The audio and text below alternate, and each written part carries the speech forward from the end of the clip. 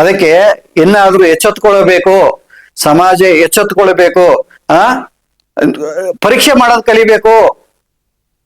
ನೀವು ಸಾಧುಗಳನ್ನ ಪರೀಕ್ಷೆ ಮಾಡಿ ನೋಡ್ಬೇಕು, ಏನಿದೆ ಏನಿಲ್ಲ ಅಂತಂದು. ಸುಮ್ನೆ ಆಟ ಬಿದ್ದು ಬಿಡೋದಲ್ಲ, ಸುಮ್ನೆ ಶರಣಾಗತರಾಗಿ ಬಿಡೋದಲ್ಲ.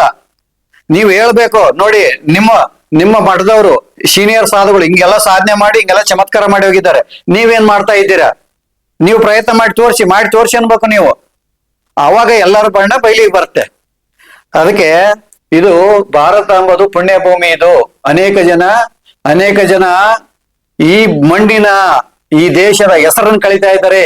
ಈ ದೇಶದ ಸಂಸ್ಕೃತಿ, ಪರಂಪರೆ, ಧರ್ಮದ ಹೆಸರನ್ನ ಕಳೆಯಕ್ಕೆ ಉಟ್ಕೊಂಡಿದ್ದಾರೆ. ಅಂತವ್ರನ್ನ ನೀವು ಪತ್ತೆ ಹಚ್ಬೇಕು, ಅಂತವ್ರಿಗೆ ಪಾಠ ಕಲಿಸ್ಬೇಕು, ಸಮಾಜ ಪಾಠ ಕಲಿಸ್ಬೇಕು. ಅವ್ರಿಗೂ ಭಯ ಇರಬೇಕು. ಈ ತರ ಮಾಡಿದ್ರೆ ಇವರೆಲ್ಲ ಜ್ಞಾನಿಗಳಾಗಿದ್ದಾರೆ, ನಮ್ ಹಣೆ ಬರೆಲ್ಲ ಗೊತ್ತಾಗತ್ತೆ, ನಾವು ಇನ್ನು ಸಾಧನೆ ಮಾಡ್ಬೇಕು ಅಂತಂದೇಳಿ ಸಾಧನೆ ಕುಂದ್ರಬೇಕು, ಅನುಷ್ಠಾನ ಕುಂದ್ರಬೇಕು, ಸಾಧನೆ ಕುಂದ್ರಬೇಕು. ಹಂಗ ನೀವೆಲ್ಲ ಮಾಡ್ಬೇಕು. ಸಮಾಜ ಎಚ್ಚೆತ್ಕೊಂಡಾಗ, ಯುವಕ ಯುವತಿಯರು ಸಮಾಜ ಎಚ್ಚೆತ್ಕೊಂಡಾಗ ಇದೆಲ್ಲ ಆಗಕ್ ಸಾಧ್ಯ ಇದೆ.